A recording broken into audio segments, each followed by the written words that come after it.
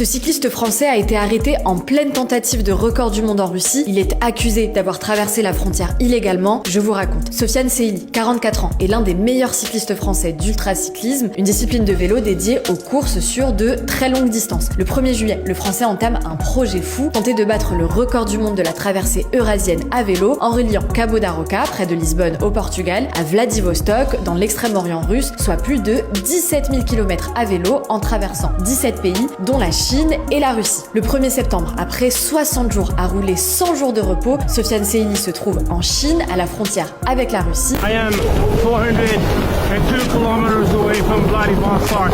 I'll be there tomorrow night.